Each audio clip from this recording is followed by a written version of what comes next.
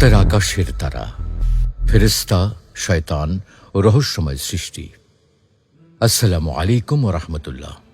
প্রিয় দর্শক, আবহমান কাল থেকে মানুষের মধ্যে জিন এবং ফেরেশতা সম্পর্কে নানা রকম ভ্রান্ত ধারণা ও কল্পকাহিনী প্রচলিত আছে। জিন কি?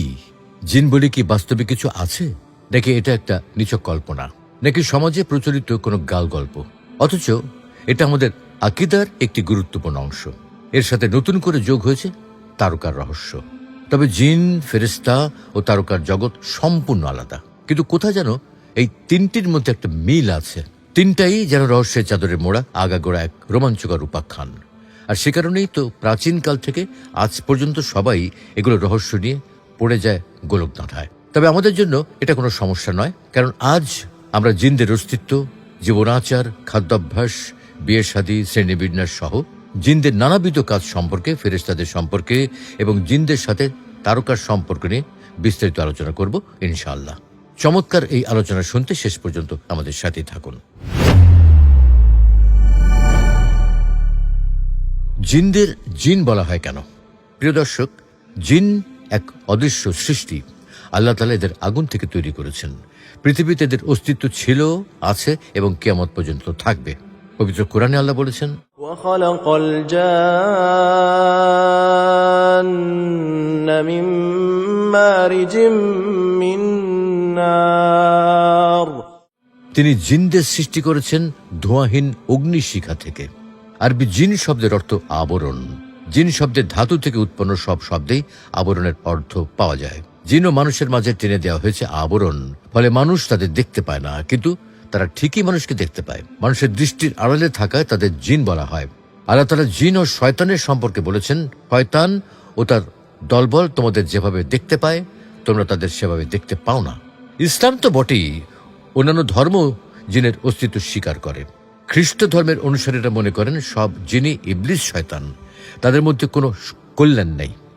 সৃষ্টিগতভাবে তারা মানুষ থেকে শক্তিশালী। তারাই মানুষের সব পাপের নেপথ্যে ক্রিয়াশীল। তাই তাদের অপবিত্র আত্মা বা শয়তানের আত্মা বলে ডাকা হয়। ইহুদিদের ধর্মীয় গ্রন্থ তালমুদ অনুসারে শয়তান অর্থাৎ জিন কয়েক ধরনের, যাদের ভিন্ন ভিন্ন উপাদান থেকে সৃষ্টি করা হয়েছে। তাদের কাউকে সৃষ্টি করা হয়েছে আগুন থেকে, কাউকে পানি থেকে, কাউকে আবার বাতাস থেকে। মাটি থেকেও তৈরি করা হয়েছে তাদের এক দলকে। তবে সবার রূহ সৃষ্টি করা হয়েছে চাঁদের আলোর এক বিশেষ ধরনের উপাদান দিয়ে। জিনদের কখন সৃষ্টি করা হয়েছে? মানুষ সৃষ্টির আগে আল্লাহ তাআলা জিনদের সৃষ্টি করেছেন। ইমাম হাকিম রহমতুল্লাহ আলাইহি বর্ণনা করেন, মানুষ সৃষ্টির 2000 বছর আগে আল্লাহ তাআলা জিন জাতিকে সৃষ্টি করেন। পৃথিবীর সর্বত্র তারা ফিতনা ফাসাদ ছড়াতে থাকে। অবশেষে আল্লাহ ফেরেশতাদের আদেশ করেন তাদেরকে পিটিয়ে সমতল ভূমি থেকে উচ্ছেদ করে সমুদ্রের বিভিন্ন দ্বীপে পাঠিয়ে দিতে। এরপর আল্লাহ যখন ফেরেশতাদের বললেন পৃথিবীতে তিনি তার প্রতিনিধি পাঠাবেন, ফেরেশতারা বলল, আপনি কি এমন জাতি পাঠাবেন যারা ফিতনা ফাসাদ ও রক্তপাত করবে, আগে যেমন জিন জাতি করেছিল? অর্থাৎ আল্লাহ সকল সৃষ্টির মধ্যে আদম আলাইহিস সালাম তথা মানুষ হলো সর্বশেষ সৃষ্টি। ইবনে কাইয়িম রাহমাতুল্লাহ আলাইহি তার আল ফাওয়াইদ গ্রন্থে আদম আলাইহিস সালামকে সর্বশেষে সৃষ্টি করার পেছনে 10টি কারণ দেখিয়েছেন। তার মধ্যে কয়েকটি হচ্ছে, আদম আলাইহিস সালাম ও তার সন্তান সন্ততি এবং বংশধরদের জন্য উপযুক্ত আবাসস্থল থাকতে হবে। মানুষের জন্যই বাকি সকল কিছু সৃষ্টি করা হয়েছে। একজন দক্ষ কারিগর তার সৃষ্ট কর্মের পরিসমাপ্তি যেমন নিখুঁতভাবেই করেন, যেমনভাবে তিনি এর সূচনা করেছিলেন। আল্লাহ তার শ্রেষ্ঠ গ্রন্থ আল কোরআন, শ্রেষ্ঠ পয়গম্বর হযরত মুহাম্মদ সাল্লাল্লাহু আলাইহি সাল্লাম, শ্রেষ্ঠ জাতি মহানবীর উম্মত মুসলিমদের সর্বশেষে পাঠিয়েছেন। এমনকি ইহকালের চেয়ে পরকালই শ্রেয়তর। অনুরূপভাবে আল্লাহ তার শ্রেষ্ঠ সৃষ্টিকে সর্বশেষে তৈরি করেছেন। শরীর কেমন? ইবলিস ও জিন সম্পর্কে আল্লাহ মানুষকে যতটুকু জানিয়েছেন, এর বাইরে তাদের অবয়ব, আকৃতি ও ক্ষমতা সম্পর্কে মানুষ তেমন কিছুই জানে না। মানুষের মতো জিনদেরও চোখ, কান ও হৃদয় আছে। আল্লাহ বলেন, আমি অনেক জিন ও মানুষকে সৃষ্টি করেছি জাহান্নামের জন্য। তাদের হৃদয় আছে, কিন্তু তা দিয়ে তারা অনুধাবন করে না। তাদের চোখ আছে, কিন্তু তা দিয়ে তারা দেখে না। তাদের কান আছে, কিন্তু তা দিয়ে তারা শোনে না। তারা চতুষ্পদ জন্তুর মতো, বরং তার থেকে নীচ। তারাই অমনোযোগী। শ্রেণীবিন্যাস, জিনদের কি নাম আছে কিংবা কোনো শ্রেণীর বিভাগ? প্রকারভেদ অনুযায়ী তাদের এক একজনের নাম কি এক এক রকম? চলুন বিষয়গুলো জেনে নিই। রাসূলুল্লাহ সাল্লাল্লাহু আলাইহি ওয়াসাল্লাম বলেছেন, জিনেরা 3 ধরনের। 1, যাদের পাখা আছে, যার সাহায্যে তারা বাতাসে উঠতে পারে। 2, যারা কুকুর ও সাপের বেশ ধরে থাকে, আর 3 হচ্ছে যারা এদিক ওদিক ঘুরে বেড়ায়, আবার কোথাও অবস্থান করে। ইবনে আব্দুল বার রহমতুল্লাহ আলাইহি বলেছেন, জিনদের বিভিন্ন শ্রেণী রয়েছে। সাধারণ জিনদের বলা হয় জিন্নি। যেসব জিন মানুষের সঙ্গে বাসা বাড়িতে অবস্থান করে তাদের বলা হয় আমির।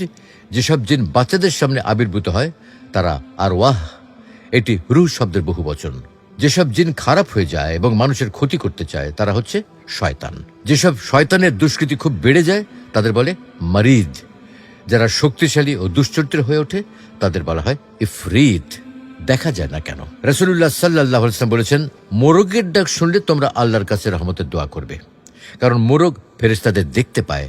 আর গাধার ডাক শুনলে আল্লাহর কাছে শয়তানের কবল থেকে আশ্রয় চাইবে, কারণ গাধা শয়তানকে দেখতে পায়। এই হাদিস থেকে বোঝা যায় গাধা ও কুকুর জিনদের দেখতে পায়, পশু পাখিরা জিন ও ফেরেশতাদের দেখতে পায়।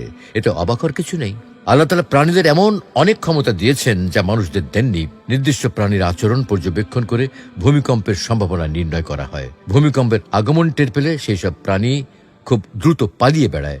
বিপদ খুব কাছে চলে এলে এরা কান পেতে তা শোনে। এরা এমন সব আওয়াজ শোনে যা মানুষ শুনতে পায় না। আধুনিক প্রযুক্তি এখনো এতটা উন্নত হয়নি যাতে পৃথিবীর বুকের ভেতর প্রথিত এসব ভূমিকম্প ও অগ্ন্যুৎপাত থেকে নিশ্চিতভাবে আগাম সতর্কতা লাভ করা যায়। সংঘটিত কোনো পরিবর্তন দেখে আসন্ন বিপদের খবর পাওয়া যায়। অথচ আল্লাহ ছোট ছোট এসব প্রাণীকে এমন কিছু ক্ষমতা দিয়েছেন যার সাহায্যে এরা এই ধরনের অনেক আগাম খবর জানতে পারে। আল্লাহ পশু পাখিদের বিশেষ সক্ষমতা দিয়েছেন, তাই তারা জিন ও ফেরেশতাদের দেখতে পায়। এতে আশ্চর্যের কিছু নেই। ইমাম বুখারী মুসাব ইবনে উমাইর রাদিয়াল্লাহু তাআলা আনহুর এক ঘটনা উল্লেখ করেছেন।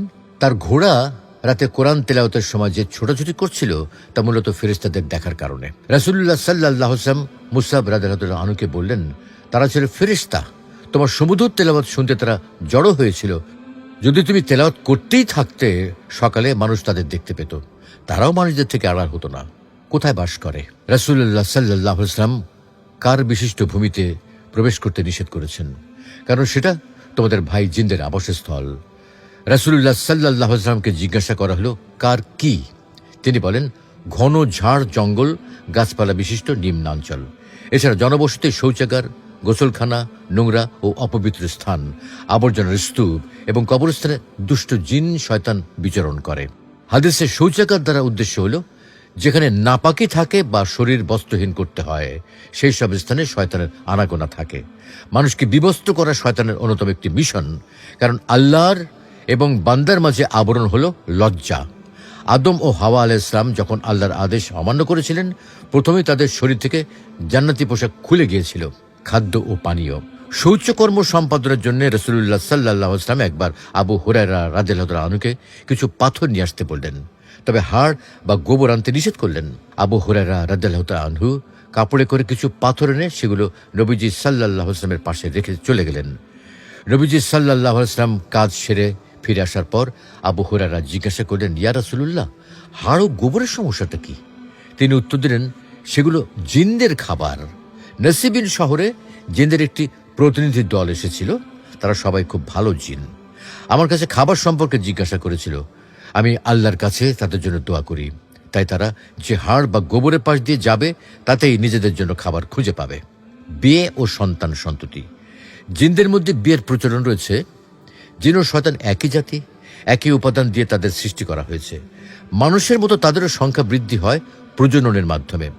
জিনরাও স্ত্রী সহবাস করে, তাদেরও আছে প্রবৃত্তির চাহিদা। জান্নাতের হুরদের বর্ণনা করতে গিয়ে আল্লাহ তাআলা বলেন, যাদের এর আগে কোনো মানুষ বা জিন সম্ভোগ করেনি। এই আয়াতের ভিত্তিতে কাতাদা রহমতুল্লাহ আলাইহি বলেন, মানুষের মতো জিনরাও সন্তান জন্ম দেয়। ইমাম বাইহাকি রহমতুল্লাহ আলাইহি বর্ণনা করেন, ইবলিস বনি আদমের বিরুদ্ধে লড়াই করতে আল্লাহর কাছে তার সন্তান বৃদ্ধির জন্য দরখাস্ত করলে আল্লাহ তাআলা ইবলিসের আবেদন মঞ্জুর করেন। জিনের সঙ্গে মানুষের বিয়ে। মানুষ ও জিন আলাদা জাতি, মৌলিক উপাদান ভিন্ন হওয়া এটির বড় প্রমাণ। অধিকাংশ ফকিহ জিনের সঙ্গে মানুষের বিয়ে শাদী নিষেধ করেছেন, চাই সে পুরুষ হোক বা নারী। আল্লাহ বলেন, আল্লাহর অন্যতম একটি নিদর্শন হলো তোমাদের থেকেই তিনি তোমাদের সঙ্গিনী সৃষ্টি করেছেন, যাতে তোমরা তাদের কাছে প্রশান্তি লাভ করতে পারো। আর সুদৃঢ় করেছেন তোমাদের পরস্পরের মাঝে দয়া ও ভালোবাসা। নিশ্চয়ই এর মাঝে রয়েছে চিন্তাশীলদের জন্য বহু নিদর্শন। এই আয়াতের ব্যাখ্যায় মুফাসসিররা বলেছেন, আল্লাহ পুরুষের সঙ্গী হিসেবে নারী জাতিকে সৃষ্টি করেছেন সমগোত্রীয় এবং একই উপাদান থেকে। আনাস ইবনে মালিক রাদিয়াল্লাহু তাআলা আনহুর কাছে ইয়েমেনের এক সম্প্রদায় জিজ্ঞাসা করে, একটি পুরুষ জিন আমাদের গোত্রের এক নারীর ব্যাপারে বিয়ের প্রস্তাব দিয়েছে। তারা ভেবেছিল এই ধরনের বিয়ে হালাল হবে, আমরা কি তা কবুল করব? উত্তরে তিনি বলেন, আমি তো ভীষণ অপছন্দ করি। এর দ্বারা বরং ফিতনাই বৃদ্ধি পাবে, কারণ যখন কোনো গর্ভবতী নারীকে জিজ্ঞাসা করা হবে এটা কার সন্তান, সে বলবে জিনের। আমল ইবাদত। পবিত্র কোরআনে ইরশাদ হয়েছে, আমি জিন ও মানব জাতিকে সৃষ্টি করেছি একমাত্র আমার ইবাদত করার জন্য। হাসরের ময়দানে মানুষের মতো জিনদেরও হিসাব নিকাশ হবে, প্রতিদান স্বরূপ দেওয়া হবে জান্নাত ও জাহান্নাম। ইসলামে মানুষ ও জিনদের ইবাদতের পদ্ধতি একই। শুধু তাই নয়, জিনদের মধ্যে রয়েছে মানুষের মতো ধর্ম বিভাজন। জিনদের কিছু সদস্য সৎকর্মশীল এবং কিছু এর ব্যতিক্রম। তারা ইমানদার এবং কাফের বিভিন্ন দলে বিভক্ত। তবে জিনেরা অদৃশ্য হওয়ায় তাদের আমল মানুষের দৃষ্টিগোচর হয় না। শয়তান জিন নাকি ফেরেশতা? আল্লাহ তাআলা বলেন, আর যখন আমি ফেরেশতাদের বললাম আদমকে সিজদা করো, তখন ইবলিস ছাড়া সবাই সিজদা করল। সে দম্ভভরে প্রত্যাখ্যান করল, ফলে সে কাফেরদের অন্তর্ভুক্ত হয়ে গেল। কোরআনের এই আয়াত থেকে কারো কারো মনে প্রশ্ন আসা স্বাভাবিক, ইবলিসকে কেন ফেরেশতাদের সঙ্গে সিজদা করতে আদেশ করা হলো? ইবলিস কি তাহলে ফেরেশতাদের দলভুক্ত? ইবলিস জিনদের একজন, তার মৌলিক উপাদান আগুন। ইমাম রাজি রহমতুল্লাহ আলাইহি 3টি দলিল উপস্থাপন করে বলেছেন, ইবলিসের জিন প্রমাণিত হওয়ার জন্য এই দলিলগুলো যথেষ্ট। 1, ইবলিসকে সৃষ্টি করা হয়েছে আগুন থেকে, পক্ষান্তরে আদমকে সৃষ্টি করা হয়েছে মাটি থেকে। 2, ইবলিসের স্ত্রী সন্তান আছে, সে বংশ বিস্তার করে, পক্ষান্তরে ফেরেশতারা এসব বিষয় থেকে মুক্ত। আর 3 হচ্ছে, ফেরেশতারা আল্লাহর আদেশ অমান্য করে না, পক্ষান্তরে শয়তান আল্লাহর আদেশ অমান্য করে। তারকা সৃষ্টির রহস্য। আমরা মহাশূন্যে কিছু ঘূর্ণায়মান ও কিছু স্থির গ্রহ, নক্ষত্র ও তারকারাজি দেখতে পাই। এরা সবাই আল্লাহর সুনির্দিষ্ট বিধানের অধীনে মহাশূন্যে অবস্থান করছে। এদের সৃষ্টির পেছনে মহান আল্লাহর আসল উদ্দেশ্য কি, সে সম্পর্কে তিনি কোরআনুল কারীমের কোথাও বিস্তারিতভাবে কোনো তথ্য প্রদান না করে থাকলেও সংক্ষেপে এইসব সৃষ্টির কিছু উদ্দেশ্য ও উপকারিতার কথা বর্ণনা করেছেন। যেমন এই সম্পর্কে আল্লাহ পবিত্র কোরআনে বলছেন, আমি পৃথিবীর নিকটতম আকাশকে প্রদীপমালা দ্বারা সুসজ্জিত করেছি, সেগুলোকে শয়তানের জন্য ক্ষেপণাস্ত্র স্বরূপ তৈরি করেছি। এই আয়াত দ্বারা তারকা সৃষ্টির পেছনে আল্লাহর একটি উদ্দেশ্য ও তার সৃষ্টির একটি উপকারিতার সন্ধান পাওয়া যায়। এসব সৃষ্টির উদ্দেশ্য হচ্ছে পৃথিবী সংলগ্ন আকাশকে সাজানো, আর এর উপকারিতা হচ্ছে যে সকল জিন শয়তান ঊর্ধ্ব জগতে গিয়ে ফেরেশতাদের কথোপকথন শ্রবণ করতে চায়, সেই সব শয়তানদের উপর তারকারাজি থেকে কোনো আগ্নেয় উপাদান নিক্ষেপ করার কাজে এইসব তারকাকে ব্যবহার করা হয়। ইমাম কুরতুবী রহমতুল্লাহ আলাইহি বর্ণনা করেন, নক্ষত্র রাজিকে শয়তান বিতাড়িত করার জন্য নিক্ষেপ করার অর্থ এরূপ হতে পারে যে নক্ষত্র রাজি থেকে কোনো আগ্নেয় উপাদান শয়তানের দিকে নিক্ষেপ করা হয় এবং নক্ষত্র রাজি স্বস্থানে থেকে যায়। সাধারণ দর্শকের দৃষ্টিতে এই অগ্নিস্ফুলিঙ্গ নক্ষত্রের ন্যায় গতিশীল দেখা যেতে পারে। এই দৃষ্টিকোণ থেকেই এটাকে তারকা খসে যাওয়া বলা হতে পারে। মানব জীবনে তারকা সৃষ্টির পেছনে কি উপকারিতা রয়েছে সে সম্পর্কে অন্যত্র পবিত্র কোরআনে বলা হয়েছে, তিনি পথ নির্ণায়ক অনেক নিদর্শনাদি সৃষ্টি করেছেন, আর তারকা দ্বারা তারা পথের নির্দেশনা লাভ করে। অপর আয়াতে বলা হয়েছে, তিনি হলেন সেই সত্তা যিনি তোমাদের জন্য তারকারাজি সৃষ্টি করেছেন, যাতে তোমরা এর দ্বারা স্থূল ও সমুদ্রের অন্ধকারে পথ প্রাপ্ত হও। এই দুটি আয়াত দ্বারা বোঝা যায় তারকা সৃষ্টির পেছনে মানব জীবনে যে প্রত্যক্ষ উপকারিতা রয়েছে তা হল সমুদ্র বা স্থলপথে রাতের বেলা চলার সময় তাদের সাথে দিক দর্শনের জন্য যদি কোনো যন্ত্রপাতি না থাকে, তাহলে তারা তারকার প্রতি লক্ষ্য করে পথের নির্দেশনা লাভ করবে। এই হচ্ছে নক্ষত্রপুঞ্জ সৃষ্টির পেছনে আল্লাহ তাআলার কি উদ্দেশ্য রয়েছে এবং মানব জীবনে এর প্রত্যক্ষ কি উপকারিতা তার একটি বর্ণনা। এর বাইরে যদি আমরা বিজ্ঞানের আলোকে তারকা সৃষ্টির উদ্দেশ্য সম্পর্কে বলতে যাই, তাহলে এটুকু বলতে পারি যে বিশ্বজগৎ সুষ্ঠুভাবে একটি নির্দিষ্ট সময়সীমা পর্যন্ত পরিচালিত হওয়ার জন্য মহান আল্লাহ মহাশূন্যে এইসব গ্রহ, নক্ষত্র ও তারকাজি সৃষ্টি করেছেন। বর্তমানে বিজ্ঞানের উন্নতি হয়েছে বলেই আমাদের পক্ষে এইসব সৃষ্টির এই উদ্দেশ্য সম্পর্কে অবগত হওয়া সম্ভব হয়েছে। কোরআন অবতীর্ণ হওয়ার সময় মহাশূন্য সম্পর্কে মানুষের জ্ঞান এতদূর অগ্রসর হয়নি বলেই কোরআনে এই উদ্দেশ্যের কথা স্পষ্টভাবে বর্ণিত না হয়ে যে উদ্দেশ্য ও উপকারের কথা তৎকালীন মানুষের বোধগম্য হয়, কেবল সেই উদ্দেশ্য ও উপকারের কথাই তাতে বর্ণনা করা হয়েছে। আল্লাহ রাব্বুল আলামিন আমাদের সকলকে তার এই সকল সৃষ্টি সম্পর্কে যথাযথ ঈমান আনার তৌফিক দান করুন। আমিন।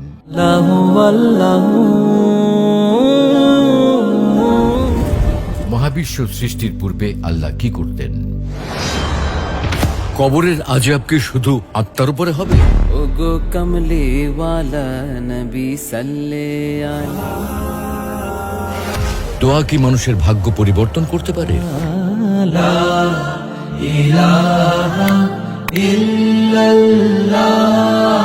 কোরআন ও হাদিসের আলোকে জীবন গড়ুন, ইসলাম এন্ড লাইফের সাথেই থাকুন। খুদি হে তেগফাসা ইসলাম and life, ultimate path of light.